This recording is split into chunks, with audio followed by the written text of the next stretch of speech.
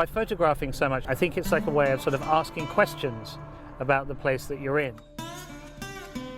But I think the big aesthetic question I'm asking is, how on earth do you make sense of yourself as a tiny, tiny individual human being in a landscape this big and this intimidating?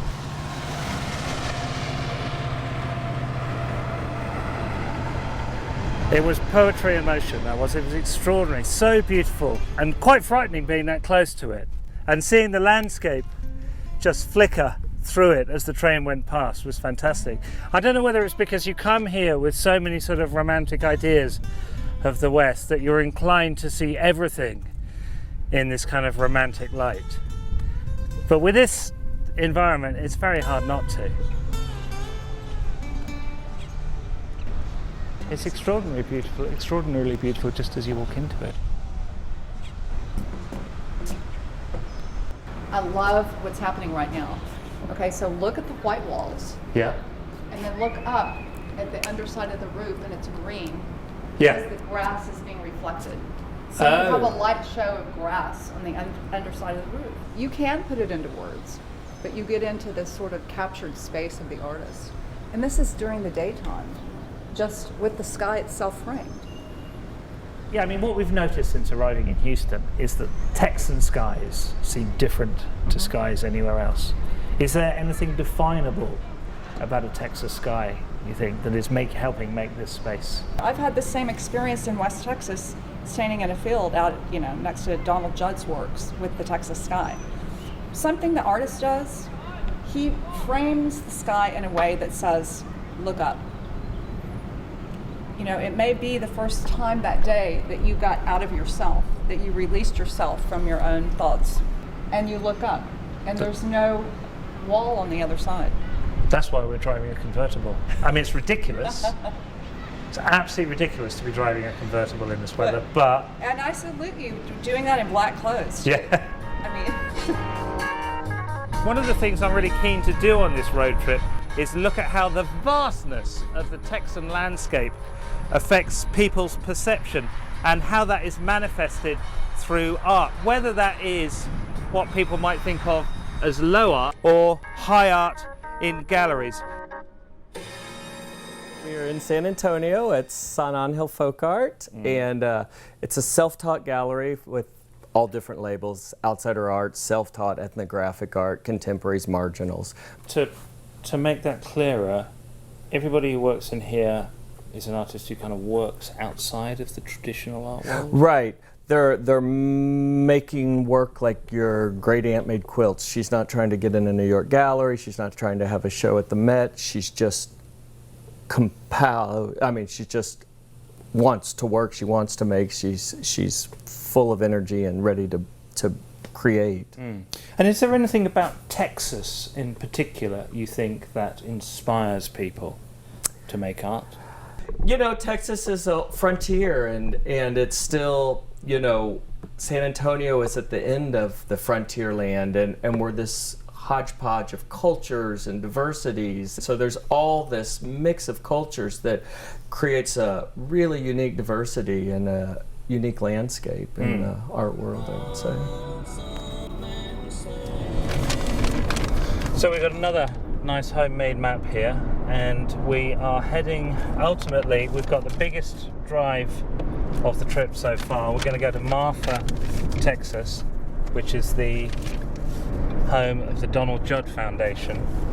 But that is about 6.5 hours on a boring interstate, and about 8.5, possibly 9 hours if we're going to go the interesting way. So we are going the interesting way, but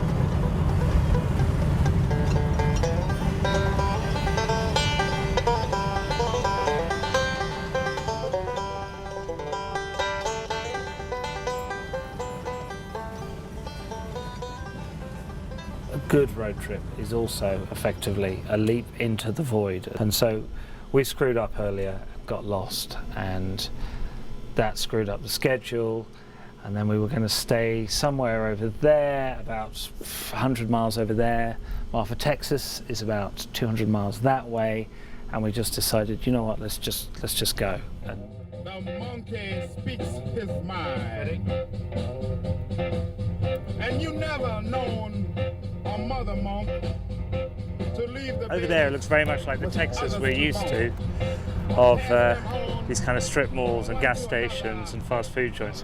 Down there in the town, initially it looks like a small Texan town, but it's full of artists. So it's got a very, very different but really nice feeling in the heart of town there.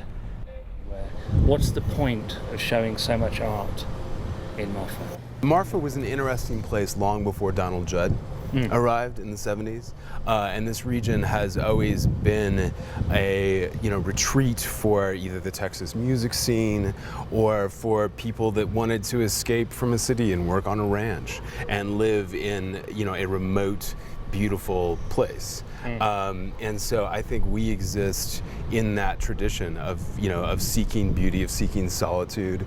There's space here to think.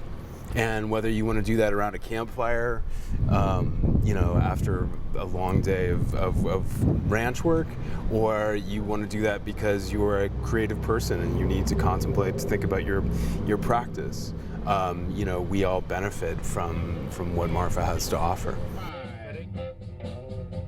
This sign that says Marfa up here, the light that's coming off it is beautiful, and you can see that it's got this extraordinary skyscape behind us. And the city itself is extremely beautiful. But I don't know whether it is the presence of so many artists here, or whether it has to do with the nature of the place itself. But I'm going to say something extremely pretentious now, but it is like a landscape of the mind, but at the same time one that is properly grounded in reality, the reality of a Camaro.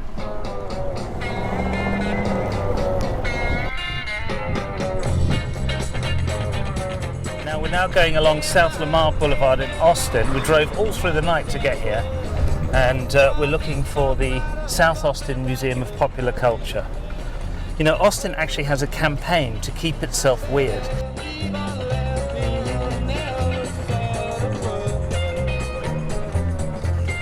So what was the idea behind the museum as a whole?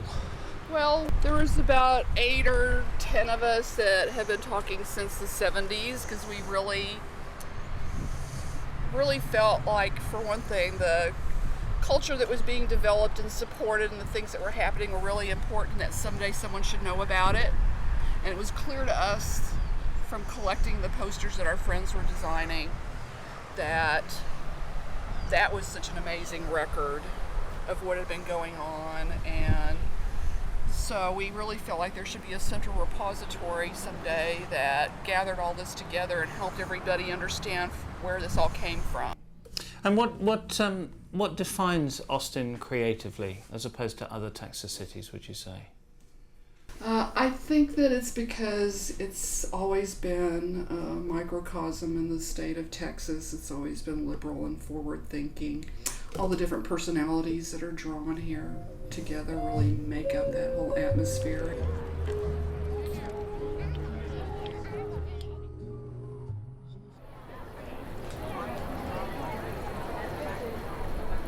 If you wanted any further proof that Texas is a place where the boundaries between art and reality are blurred, just come here underneath the Congress Street Bridge to experience the bats coming out for the night, an extraordinary natural phenomenon.